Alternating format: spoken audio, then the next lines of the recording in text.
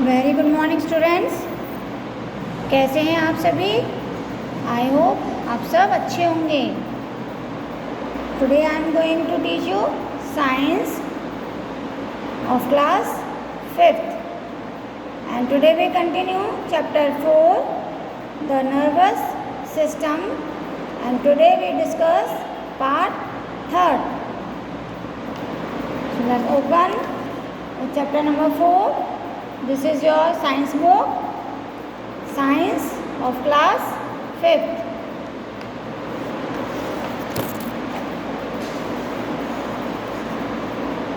Chapter number 4. This is the chapter number 4, the nervous system. लेकिन बच्चों part 1 and part 2 हम already कर चुके हैं। आज हम पार्ट 3rd स्टार्ट करेंगे। पार्ट 3rd में आज हम डिस्कस करेंगे अपने सेंस ऑर्गन्स के बारे में। Sense organs, all of you know we have 5 sense organs which is eyes, ears, nose, tongue and skin. A specialized organs such as eye, ear, tongue, nose or skin that is sensitive to stimulus such as sound, light, smell, etc. ये हमारे 5 sense organs हैं बच्चों। इनसे हम बाहर की चीज़ों को सेंस करते हैं, यानी कि देखते हैं। आई से हम देखते हैं, ईयर से हम सुनते हैं और टंग से हम टेस्ट करते हैं, स्किन से हम फील करते हैं और नोज से हम स्मेल करते हैं। यानी कि हमारे 5 सेंस ऑर्गन्स हैं, इनसे हम बाहर की चीज़ों को सेंस करते हैं। So this is called sense organs. These organs collect information and send it to the brain through the sensory nerves. तो ये जो सेंस ऑर्गन्स हैं बच्चों, जो देखते हैं, सुनते हैं या महसूस करते हैं, ये अपना मैसेज सेंसरी नर्व्स के हेल्प से हमारे ब्रेन तक पहुंचाते हैं। And the brain then interpret the information and tells us what we have sensed. उसके बाद ब्रेन हमें मैसेज देता है, हमें इंफॉर्मेशन देता है कि आप क्या देख रहे हैं या क्या सुन रहे हैं। Let's collect more information of each of the sense organs. तो हम अब जो हमारे 5 सेंस ऑर्गन्स हैं, 1 बाय 1 हम इनके बारे में डिस्कस करेंगे। सो फर्स्ट है आइज़। बच्चों ये आपको आइज़ दिखाई दे रही है, ये हमारी ह्यूमन आई है, इसी तरह से होती हैं। Eyes help us in seeing the various objects around us. Eyes हमें किस चीज़ में हेल्प करती हैं? हमारे चारों तरफ चीज़ों को देखने में। Since eyes are very important, इसलिए आइज़ हमारे लिए क्या है? बहुत ही इंपॉर्टेंट ऑर्गन्स हैं। And our body has several features to protect them. और हमारी बॉडी में मतलब बहुत सारे ऐसे फीचर्स हैं जो हमें अलग अलग चीज़ों से बचाते हैं, प्रोटेक्ट करते हैं। द आईब्रोज, और इसी तरह से हमारी आइज़ हैं। हमारी आई में भी भगवान ने कुछ ऐसे फीचर्स बनाए हैं जो हमारी आँखों की रक्षा करते हैं। जैसे है आईब्रोज। आईब्रोज जानते हैं आप, जो आइज़ के ऊपर जो बाल होते हैं, आईब्रो। अब वो आईब्रो क्यों बनाए हैं? उनसे हमारी आँखों को क्या हेल्प मिलती है, क्या सुरक्षा होती है? तो देखिए, prevent sweat from running into the eyes. जब हमें बच्चों पसीना आता है, तो पसीना जब हमारे, समझिए हमारे फोरहेड है, माथा, उस पर जब पसीना आता है तो वो पसीना जब टपकता है तो वो आईब्रोज में रुक जाता है, डायरेक्ट हमारी आँखों पर नहीं गिरता। यानी कि जो हमारे आईब्रोज हैं वो पसीने को नीचे गिरने से रोकती हैं। अगर आईब्रोज नहीं होंगी तो डायरेक्ट पसीना हमारी आँखों के ऊपर गिरेगा और हमें नुकसान हो सकता है, यानी कि आँखों को प्रॉब्लम हो सकती है। तो इसलिए जो आईब्रोज हैं वो भगवान ने इसलिए बनाए हैं कि पसीना जो स्वेट होता है वो हमारी आँखों पर ना गिरे। The I laces protect the eyes from dirt and strong light. और जो बच्चों आई लेसेस होते हैं, आई लेसेस जानते हैं आप क्या होते हैं? देखिए, आई लेसेस, ये बाल दिख रहे हैं आपको, जो ये पलक है हमारी आईलिड, उसके किनारे पर ये जो बाल होते हैं इन्हें हम आईलेसेस कहते हैं। तो ये आईलेसेस क्यों होते हैं? ये आईलेस हमें जो हवा के साथ धूल उड़ती है बच्चों, और कभी कभी रोशनी तेज हो जाती है, तो धूल और स्ट्रॉन्ग लाइट से हमारी आँखों को बचाते हैं। The eyelid protect the eyes from injury. इसी तरह से आईलिड होती है हमारी आँखों पर, यानी पलक। अब पलक का क्या काम होता है? पलक हमारी आँखों की कैसे रक्षा करती है, ये तो खैर आप समझ ही गए होंगे। जो आईलिड है वो हमारी आँखों का क्या है? एक तरह से ढक्कन, जैसे डिब्बा होता है। मम्मी ने जैसे मान लीजिए आपके लिए कुछ खाने के लिए अच्छी सी चीज़ तैयार कर ली है ना, जैसे मान लीजिए मम्मी ने घर पे आपके लिए नमकीन बनाई है या मठरी बनाई है, तो मम्मी उनको डिब्बे में रख देती हैं बंद करके। तो डिब्बे में रखने के बाद उसका ढक्कन लगा देती हैं। तो ढक्कन लगाने से बच्चे क्या होता है, बाहर की जो धूल होती है वो डिब्बे के अंदर नहीं जाती और अंदर की चीज़ साफ़ रहती है, सुरक्षित रहती है। तो इसी तरह से भगवान ने हमारी आँखों का एक ढक्कन बना दिया है, जिसे हम आईलिड कहते हैं, यानी कि पलक। तो आईलिड है हमारे आइज़ को इंजरी यानी कि चोट लगने से बचाता है। The eyes and the brain together help us to see. अब देखने के लिए आँखों के साथ साथ हमारा जो ब्रेन होता है, ये दोनों मिलकर ही जो चीज़ हम देखते हैं उसको देखने में हेल्प करता है। क्योंकि आँखें देखती हैं, फिर ब्रेन तक मैसेज जाता है, फिर ब्रेन हमें हमारी आँखों को मैसेज देता है कि आप क्या देख रहे हो। इसलिए ब्रेन और आइज़ दोनों मिलकर काम करते हैं। We can see an object when light bounces off the object and enters into the eye through a clear transparent area called the cornea. देखिए, जब भी हम किसी ऑब्जेक्ट्स को देखते हैं तो जब बाहर की रोशनी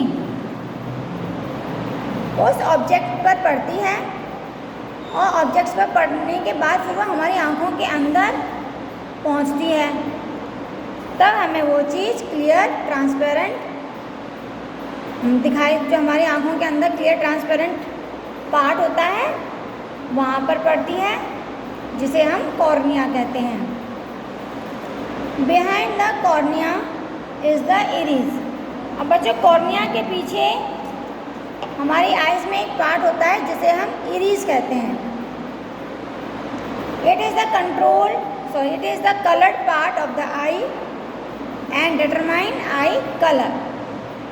अब जो इरिस होता है ये कलर्ड पार्ट होता है, जो हमें जब हम किसी चीज़ को देखते हैं तो हमें कलर के बारे में बताता है। In the centre of the iris is the pupil. और इरिस के बीच में एक पुपिल होता है, the pupil which looks like a black spot, यानी एक ब्लैक कलर का स्पॉट होता है, उसकी तरह दिखाई देता है, जिसे हम पुपिल कहते हैं। Is actually an opening in the iris that let's light into the eyes. यानी कि जो एक इरिस में इस ओपनिंग की तरह दिखाई देता है, जो लाइट उसी में एंटर करती है। Muscles in the iris make up the pupil bigger और स्मॉलर। और पुपिल में जो मसल्स होते हैं वो उसको बिगर और स्मॉलर बनाते हैं to let in light depending on the brightness outside. छोटा और बड़ा कैसे बनाते हैं? जो बाहर की लाइट जब हमारी आँखों के अंदर एंटर करती है, अगर लाइट तेज है या लाइट कम है तो उसके अकॉर्डिंग वो पुपिल जो है बिगर या स्मॉलर में चेंज होता है, यानी उसका साइज चेंज होता है। When it is dark outside, जब मान लीजिए बाहर अंधेरा है, हम अंधेरे में किसी चीज़ को देख रहे हैं, अंधेरे का मतलब ये नहीं कि पूरी तरह से अंधेरा हो, यानी कि कम रोशनी है, द पुपिल बिकम्स लार्जर, तो पुपिल का साइज बड़ा हो जाता है, जिससे कि बाहर की रोशनी हमारी आँखों के अंदर ज़्यादा जाए। व्हेन देयर इज़ ब्राइट, और जब बाहर रोशनी तेज होती है, तो इट बिकम स्मॉलर, इसका साइज छोटा हो जाता है। टू लेट लेस लाइट, जैसे कि हमारी आँखों के अंदर बाहर की रोशनी कम जाए। Behind the pupil is a clear lens, अब पुपिल के पीछे एक ट्रांसपेरेंट लेंस होता है। The lens focus the picture on the retina, तो जो लेंस है रेटिना के ऊपर जो पिक्चर बनती है उसके ऊपर वो लेंस फोकस करता है। There are tiny nerves on the retina, और रेटिना में बहुत छोटी छोटी नर्व्स जुड़ी हुई होती हैं। And these nerves send the message to a big nerves, और ये जो छोटी छोटी नर्व्स होती हैं ये बड़ी नर्व्स को मैसेज भेजती हैं, जिसे हम कहते हैं optic nerves. Then the optic nerves carries message to the brain, और जो बड़ी नर्व्स होती है यानी ऑप्टिक नर्व्स वो फिर उस मैसेज को ब्रेन तक पहुंचाती है। And the brain understand and tells what you have seen, फिर ब्रेन उस मैसेज को समझता है और उसके बाद वो हमें मैसेज देता है कि आप क्या चीज़ देख रहे हो, तब हमें पता चलता है कि वो चीज़ जो हम जिसे देख रहे हैं वो क्या है। तो ये हमारे आइज़ के बारे में था बच्चों। अब देखिए आइज़ हमारे लिए बहुत इम्पोर्टेंट है, क्योंकि आइज़ के बिना हमारी जो लाइफ है वो कैसी होगी, अंधेरी होगी। क्योंकि जिस तरह से हम आँखों के बिना किसी चीज़ को नहीं देख सकते, तो हमारा जीवन भी आइज़ के बिना अंधेरे की तरह हो जाएगा। इसलिए हमें अपनी आँखों की केयर करनी चाहिए और उनका ध्यान रखना चाहिए, जिससे कि हमारी आइज़ में कोई प्रॉब्लम ना हो और लंबे समय तक हमारी आँखें सुरक्षित रहें। तो केयर ऑफ आइज़, तो हम अपनी आइज़ की किस तरह से केयर करेंगे, किन किन बातों का हम ध्यान रखेंगे बच्चों। देखिए, wash your eyes with clean water and wipe them with a clean cloth, हमें अपनी आँखों को साफ़ पानी से धोना चाहिए और जो साफ़ क्लॉथ है उससे पोंछना चाहिए। Do not read while lying down, हमें लेट कर कभी भी नहीं पढ़ना चाहिए। देखो जैसे ये लेट कर पढ़ रही हैं तो हमें लेट कर पढ़ाई नहीं करनी चाहिए। It causes strains to the eye, इससे हमारी आँखों पर जोर पड़ता है। Do not watch TV for a long time, लंबे समय तक टीवी नहीं देखनी चाहिए। Also do not work on the computer for a long time, जिस तरह से हमें टीवी लंबे समय तक नहीं देखनी चाहिए, सेम इसी तरह हमें कंप्यूटर पर भी ज़्यादा देर तक काम नहीं करना चाहिए। Keep enough distance from TV और द कंप्यूटर, जब भी आप टीवी देखते हो तो टीवी या कंप्यूटर पर आप काम कर रहे हो तो टीवी और कंप्यूटर के बीच में मतलब हमारी आँखें और टीवी या कंप्यूटर के बीच में जो डिस्टेंस है उसे मेंटेन करना, यानी कि इनफ डिस्टेंस रखना चाहिए। जितना ज़रूरी है उतना, कम से कम 1.5 फीट का हमें डिस्टेंस रखना चाहिए। Ensure proper lighting while reading, जब हम पढ़ाई करते हैं तो हमें ये देख लेना चाहिए कि प्रॉपर लाइट हमें मिल रही है या नहीं। Keep the book about 1 foot away from the I while reading, अभी मैंने आपको बताया कि हमारे आँखों और टीवी के बीच में कितना डिस्टेंस होना चाहिए, वो तो हमें ज़्यादा होना चाहिए। लेकिन जब हम पढ़ाई करते हैं बच्चों तो बुक और हमारी आइज़ के बीच का डिस्टेंस कम से कम मैंने आपको 1.5 फीट बताया। अगर आप 1.5 फीट नहीं रख सकते हो तो कम से कम 1 फीट तो ज़रूर होना चाहिए। Get your eyes check if you are unable to read, अगर आपको पढ़ने में कोई प्रॉब्लम है तो अपनी आँखों को चेक कराना चाहिए। What is written on the black board, यानी कि जो भी हमें दिखाई नहीं दे रहा है, पढ़ने में हम नहीं पढ़ पा रहे हैं, चाहे वो आपकी नोटबुक हो चाहे ब्लैक बोर्ड हो, तो हमें अपनी आइज़ को चेक कराना चाहिए। तो ये तो था बच्चों आइज़ के बारे में। इसी तरह से है ईयर्स। अब कान, ये हमारा सेंस ऑर्गन है। तो देखो, our ears help us to hear the sound, हमारे जो ईयर हैं वो बाहर की जो साउंड है उसको सुनने में हेल्प करते हैं। They also help us to keep our balance, और हमारे बैलेंस बनाने में भी वो हमारी हेल्प करते हैं। Most of the year is inside the head, कुछ के कान सिर के अंदर होते हैं। And the year has 3 parts, और हमारे ईयर के बच्चों 3 पार्ट्स होते हैं। फर्स्ट है द आउटर ईयर, सेकेंड है मिडल ईयर एंड थर्ड है inner ear. We can see only the outer ear. देखो ये कान दिखाई दे रहा है आपको, ईयर, ये चीज़ जो भी आपको दिखाई दे रहा है ये हमारा फर्स्ट पार्ट है आउटर ईयर, और जो मिडल ईयर होता है वो इसके अंदर होता है बच्चों, जो हमें दिखाई नहीं देता, और उसके अंदर फिर होता है इनर ईयर। ओके, तो हमें सिर्फ ये जो दिखाई दे रहा है दिखने वाला पार्ट क्या है, ये आउटर ईयर यानी कि बाहर वाला कान। We can see only outer ear, हम सिर्फ बाहर के कान आउटर ईयर को ही हम देख सकते हैं, मिडल और इनर ईयर को नहीं देख सकते। The sound waves enter through the outer year, they hit the year drum and it vibrates. देखो बाहर की जो साउंड है बच्चों हमारे कान से होती है इसके अंदर जाती हैं, और मिडल ईयर में जब जाती हैं तो वहाँ पर एक ईयर ड्रम होता है। तो जो साउंड जब ईयर के अंदर जाती है तो ईयर ड्रम वाइब्रेट होता है, और जो साउंड है फिर वो वहाँ से वाइब्रेट होती हुई इनर ईयर तक जाती है। Vibration pass on to the inner ear through the middle ear, middle ear से होता हुआ वो इनर ईयर तक साउंड पास होती है। Here the nerves carry message to the brain, यहाँ पर भी नर्व्स होती हैं।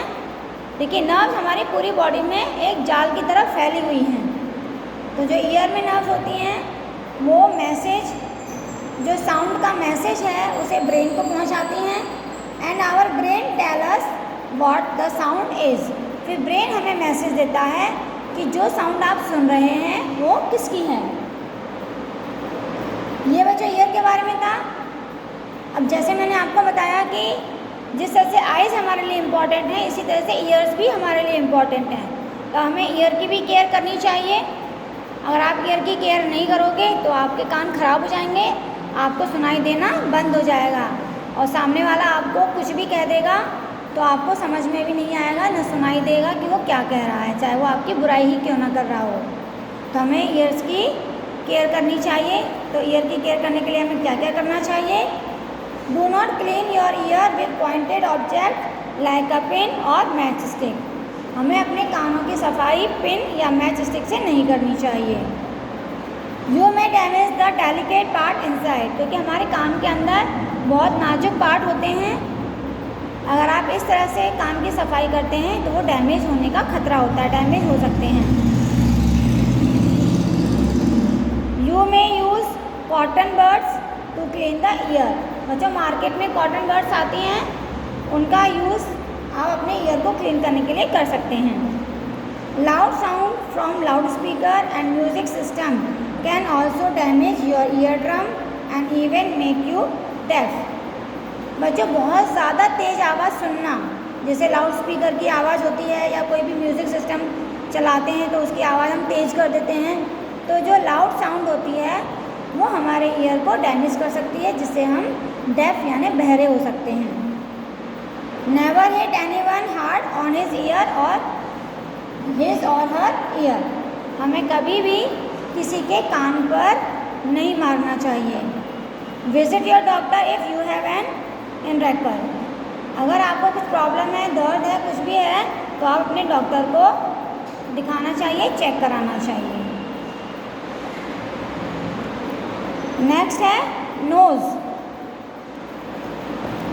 ये our nose help us to smell and breathe smells are chemicals in the air. हमारी जो नोज़ है वो हमें स्मेल करने में और ब्रीथ करने में हमारी हेल्प करती है कि एयर में जो भी केमिकल्स हैं वो हमें पता चल जाते हैं। At the upper end of our nose there are millions of hair like nerve cells. हमारे नोज़ के अपर पार्ट में यानी कि ऊपर की तरफ बहुत सारे हेयर की तरह नर्व्स होती हैं। When the chemical reach these cells, जब हम किसी चीज़ को स्मेल करते हैं तो उसके केमिकल जब हमारी नर्व्स तक पहुंचते हैं तो they send message to the brain. फिर वो नर्व्स हमारे ब्रेन को मैसेज भेजती हैं, and through a nerve called the olfactory nerves.